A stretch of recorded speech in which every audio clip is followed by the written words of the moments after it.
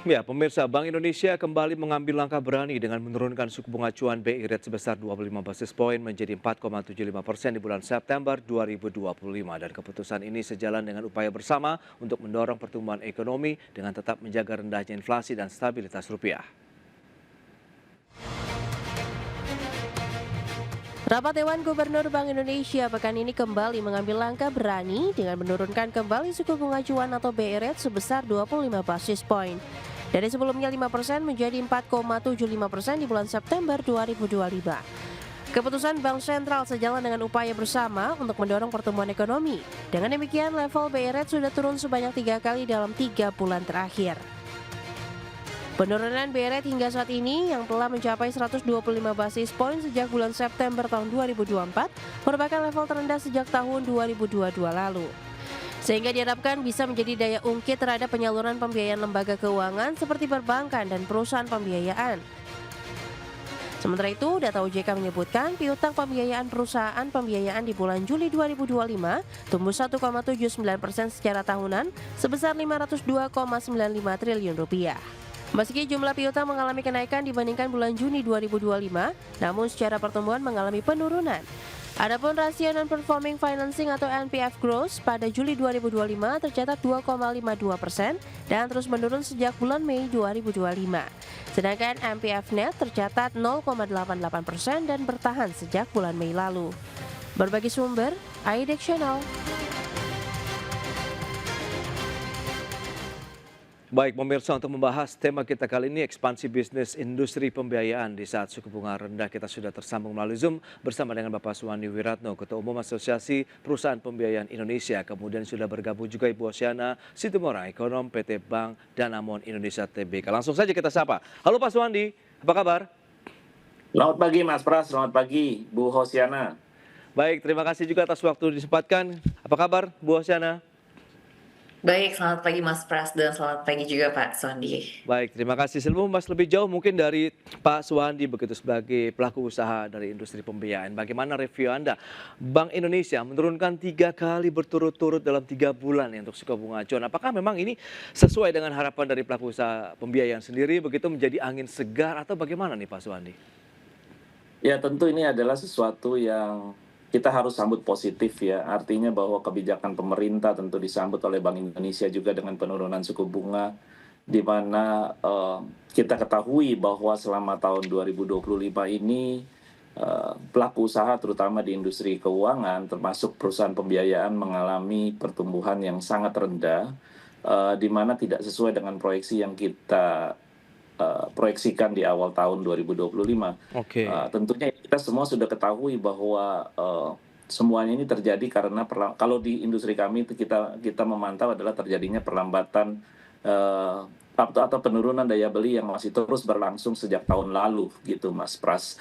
Nah, tentunya dengan apa yang dilakukan oleh pemerintah dengan mengucurkan dana dan juga BI menurunkan suku bunganya, ya kita harapkan nantinya tentunya pelaku usaha real sector atau mungkin para pelaku usaha bisa merasa lebih lega, artinya bahwa adanya suku bunga yang turun dan mungkin mereka bisa berproduksi, tapi perlu kita cermati juga dengan satu hal yang kita juga harus hati-hati terkait dengan pemberian kredit nanti ke depannya juga tidak bisa langsung sesegera mungkin kita berikan kredit, tetap kita harus menganut asas kehati-hatian ya, asas prudensial.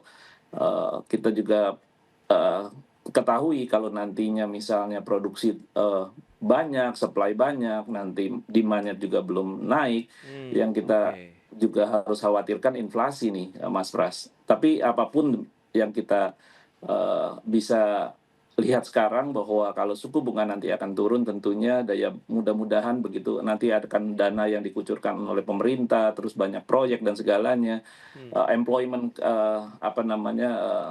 opportunity juga akan meningkat dan segalanya. Nah, itu mungkin bisa mendorong daya beli, Mas Pras. Baik, Pak Suwandi, terima kasih atas update-nya. Dan Bu Hosiana, Anda melihat bagaimana sebagai seorang ekonom begitu menyikapi kondisi yang ada, penurunan suku bunga acuan ini diharapkan memang bisa menggerakkan sektor real. Tapi dari sisi perusahaan pembiayaan pun juga memberikan wanti-wanti juga di bawah, memang harus hati-hati pada saat penyaluran kredit, apalagi demand-nya juga belum bergerak signifikan begitu. Ya, silakan Bu. Iya, jadi kita lihat ini memang kejutan yang positif ya. Jadi dengan suku bunganya secara total dari level di bulan September ke per bulan September ini udah turun 150 basis point. Jadi kalau kita lihat sebenarnya waktu di first half tahun lalu itu yang jadi masalah adalah dari sisi likuiditas karena Bank Sentral Bank Indonesia menerbitkan SRBI itu cenderung menyerap likuiditas di tengah juga pemerintah yang perlu menerbitkan issuance dari government bonds yang tinggi. Nah, hopefully sejak bulan Juni tepatnya dari Mei ke Juni itu jatuh tempo obligasi pemerintah cukup tinggi dan posisi dari outstanding SRBI ini juga turun sekitar 200 triliun. Dan kalau kita lihat harusnya dari sisi bauran kebijakan Bank Sentral saat likuiditasnya membaik, inflasinya juga terkendali, dan tadi seperti yang disampaikan oleh Pak Suwandi, adanya perlambatan dan juga pelemahan daya beli di masyarakat. Jadi ini perlu dorongan juga dari sisi kredit ini harusnya suku bunganya udah bisa ditawarkan murah. Nah, namun yang menjadi masalah kita tahu juga Bank Indonesia sebenarnya udah cut rate itu dari first half tahun ini gitu. Tapi Oke. transmisinya kalau kita pantau dari suku bunga dasar kredit ini masih belum mencerminkan penurunan yang dilakukan oleh Bank Indonesia secara agresif gitu. Jadi suku bunga dasar kredit mungkin belum turun cukup banyak sementara Bank Indonesia suku bunga acuan udah turun tadi total 150 basis point. Yang kita lihat salah satu kendalanya selain dari sisi demand karena adanya pelemahan daya beli juga tadi likuiditas yang ketat ini membuat cost of fund dari beberapa institusi keuangan ini masih tetap tinggi. Sehingga tadi transmisi dari penurunan suku bunga bank sentral ke suku bunga kredit tidak berjalan secara smooth gitu. Nah, Oke. harapannya dengan kita juga dengar ada bantuan likuiditas injeksi dari pemerintah dan juga dari instrumen operasi moneter Bank Indonesia yang juga easing ini harapannya nanti bisa pave the way untuk Hmm. di momentum berikutnya, itu Nah sih. itu dia, ekspektasinya apakah akan efektif ya Bu Hosiana dan juga Pak Suwandi, mengingat ada kucuran 200 triliun ke perbankan, kemudian pasti juga akan industri pembiayaan juga akan bisa mendapatkan likuiditas yang cukup banyak. Tapi kalau demand-nya ini yang memang masih menjadi tantangan tersendiri, kita akan bahas lebih jauh nanti Pak Suwandi dan Ibu Hosiana di segmen berikutnya ya, kita akan jeda dulu sebentar. Baik pemirsa, dan beranjak dari tempat Anda, kami akan segera kembali usai pariwara berikut ini.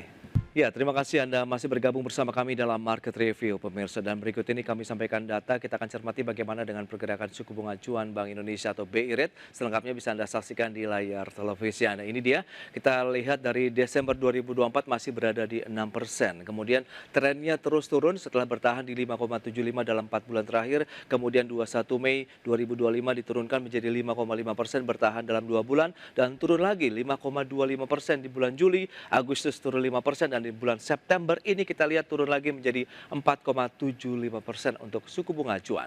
Dan bagaimana dengan profil risiko? Ya, ini dia dari sisi nilai piutang terlebih dahulu kita akan sampaikan untuk pembiayaan per Juli 2025. Kita lihat dari sisi pertumbuhannya, nilai piutang pembiayaan ini sebenarnya cenderung turun dari 2,83% secara tahunan, kemudian 1,96% di bulan Juni, kemudian Julinya 1,79%. Meskipun dari sisi nilai piutangnya terus bertumbuh ya, dari 504,5 triliun menjadi 501,8 triliun, dan di Juli 502,95 triliun rupiah, data dari OJK. Dan selanjutnya kita akan cermati bersama untuk data berikutnya, profil risiko perusahaan. Kita lihat dari sisi sektor pembiayaan ya, ada NPF gross, net, dan juga gearing ratio-nya. Di Mei, Juni, Juli kita lihat trennya untuk NPF gross dari 2,57% di bulan Mei, sempat turun di bulan Juni 2,55%, kemudian turun lagi 2,52% di bulan Juli. NPF net kita lihat stagnan 0,88%, sementara gearing ratio-nya dari 0,88 kali, Juni 2,24 kali, dan di bulan Juli 2,21 kali. Itu dia data-data yang sudah kami sampaikan sampai kita akan lanjutkan kembali perbincangan bersama dengan Pak Suwandi Wiratno dan juga Ibu Hosiana Situmorang. Baik, dengan beberapa data tadi yang sudah disampaikan Pak Suwandi, Anda melihat seberapa efektifnya kalau kita lihat dengan likuiditas yang bertambah bahkan cenderung melimpah begitu di sektor perbankan, akhirnya apakah bisa mendorong kinerja positif juga untuk industri pembiayaan paling tidak di tahun 2025 ini Pak Suwandi? Ya, kalau kita lihat apa yang tadi juga disampaikan oleh Bu Hosiana bahwa sesuatu yang sangat positif ya kita Ya, harus sikapi, dan tentunya dengan likuiditas yang nantinya akan lebih besar dan lebih banyak, di mana kita sebagai pelaku usaha, khususnya perusahaan pembiayaan yang sangat bergantung pada pinjaman dari perbankan, tentu ini suatu angin segar di mana kita bisa nantinya mungkin mendapatkan suku bunga yang lebih rendah, di mana kita juga bisa menawarkan kepada para debitur kita yang baru nantinya tentunya bisa mengambil satu pembiayaan kepada kami sehingga bisa mendapatkan nantinya satu bunga yang lebih baik dan cicilannya juga mungkin menjadi lebih ringan atau oke. lebih rendah dari yang sebelumnya. Karena di perusahaan pembiayaan ini, di mana kalau debitur misalnya mengambil satu atau menandatangani satu perjanjian kredit, itu suku bunganya fix untuk ke depan 3 tahun rata-rata. Ini demikian Mas Pras. Baik, tapi yang ingin saya tanyakan dengan penurunan suku bunga acuan dari awal tahun 5,75%, kemudian 4,75% sampai dengan bulan September ini, Anda melihat seperti yang sudah disampaikan oleh Bu Hosiana tadi, transmisinya secepat itu tidak sih yang dilakukan perbankan untuk suku bunga pinjaman begitu? Ada penurunan juga di sana atau bagaimana yang akan menggairahkan lagi dari industri pembiayaan sendiri nih Pak Suwandi? Ya, kalau kita bicara transmisinya atau misalnya apa secepat itu akan terjadi penurunan suku bunga, tentu tidak ya Mas Pras. Itu Oke. biasanya mungkin ada perlu waktu sedikit sekitar 3 bulan ke depan, Hmm, nanti tentu akan adjustment terhadap suku bunga itu sendiri. Namun demikian kita juga bisa melihat mungkin bisa lebih cepat karena dengan pemerintah menempatkan dananya di bank-bank himbara khususnya, oke. ada sejumlah 200 triliun, ini mungkin yang diharapkan bisa lebih cepat. Nah, tentunya satu hal tadi yang saya sampaikan bahwa dengan nantinya misalnya kita dibanjiri likuiditas, kita bisa mendapatkan pinjaman, perbankan tentu pasti akan melihat pinjaman ini akan diberikan kepada setiap pelaku usaha yang tentunya mempunyai resiko yang rendah juga, karena Hmm, kita juga perlu menjaga sisi resikonya sendiri terhadap yes. kredit ini sendiri gitu. Kita tidak ingin kredit yang kita berikan misalnya dengan juga tidak melihat dari resikonya, nanti yang dikhawatirkan NPF-nya akan naik. Nah, tadi sudah ditayangkan bahwa non-performing financing perusahaan pembiayaan menunjukkan angka yang sangat cukup stabil dan kita bisa menjaga di tengah kami tidak bisa tumbuh walaupun untuk pertumbuhan kami rendah, tapi kualitas portofolio perusahaan pembiayaan terbukti cukup baik karena rundown-nya pasti akan menjadi lebih besar dibandingkan dengan volume pertumbuhan itu sendiri. Baik, baik. Nah, Bu Hosiana, lantas bagaimana Anda melihat dengan upaya-upaya yang tadi sudah dilakukan begitu likuiditas yang cukup banjir, kemudian bisa terserap terhadap industri pembiayaan, tapi kan lagi-lagi efektivitasnya seberapa kuat sih bisa mendorong sektor real, kemudian minat masyarakat untuk bisa melakukan pinjaman begitu. Mungkin kan ya kita tahulah daya beli masyarakat yang masih terus dicoba begitu untuk di-booster begitu, Bu Hosiana. Iya, jadi memang, ini juga ya yang juga kita selalu melihat apalagi sumber dari pertumbuhan di domestik gitu ya, Ya, baik katalis positif domestik yang bisa dilakukan pemangku kebijakan ataupun juga dari sentimen positif di global. Jadi sebenarnya, salah satunya yang juga kita harapkan adalah, fiskal ya. Jadi kalau kita lihat dari realisasi belanja pemerintah, itu kan dia growth-nya tuh cenderung masih, kurang dari 3% secara year on year kalau kita lihat, dan kita juga masih oke. menunggu untuk realisasi belanja fiskal. Karena di tengah kita juga tahu kalau misalnya Indonesia ini kan net commodity exporter. Salah Hmm, satunya kita ekspor ke China, misalnya batu bara, CPO. Sekarang kan yang lagi bagus adalah gold dan juga metal mining yang sudah beranjak naik dan juga CPO sebenarnya. Nah, kita lihat momentum ini tuh lesu gitu di global, karena tadi suku bunga globalnya masih tinggi. Nah, tapi kan kita udah mulai masuk ke siklus Fed yang diperkirakan akan terus melakukan cutting rate cycle, dan juga China yang diharapkan juga ekonominya bisa membaik. Nah, ini harapannya nanti ada booster permintaan dari komoditi, dan harapannya akan spill over ke domestik. Karena kalau komoditinya bagus, ekonomi domestik tuh cenderung permintaan baik dari otomotif, KPR maupun retailnya juga membaik gitu. Jadi, pendorong dari pertumbuhan kreditnya ada. Namun kalau kita lihat sejak 2023 hingga sekarang ini kan sebenarnya komoditi belum yang beranjak terlalu signifikan ya, kecuali tadi untuk gold dan juga CPO. Nah, selanjutnya kita juga melihat 2024 itu ada pemilu gitu, di mana permintaan kredit juga cenderung lebih tinggi. Jadi ada high base effect. Jadi seolah-olah pertumbuhan kredit di tahun ini tuh terus melambat gitu. Karena salah satunya tadi memang globalnya juga cukup constraining dan juga ada high base effect dari tahun 2024. Nah, di tengah kondisi dua hal tadi, salah satunya juga adalah fiskal kita ini belanjanya cukup lambat ya. Jadi harapannya dengan program pemerintah yang sudah lebih jelas dan juga kita juga menanti APBN 2026 ini akan bisa memberikan keyakinan gitu untuk pelaku usaha maupun untuk masyarakat. Karena nggak bisa dipungkiri pelaku usaha maupun juga masyarakat ini cukup bergantung dengan realisasi kebijakan fiskal pemerintah yang benar-benar mendorong sektor real.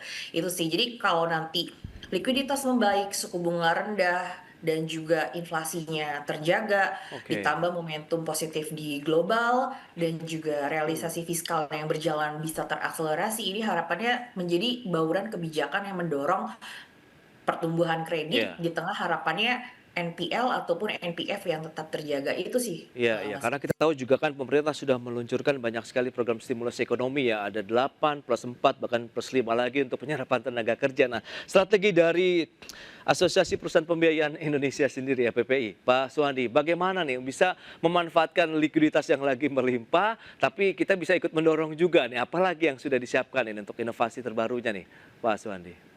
Ya, kalau bicara strategi tentunya Mas Pras, kami masih tetap akan fokus ya sementara di pembiayaan modal kerja, di mana Oke. kita juga sudah mendapatkan insentif dari atau relaksasi peraturan POJK itu sendiri dari OJK, di mana kita juga didorong untuk ke sektor UMKM.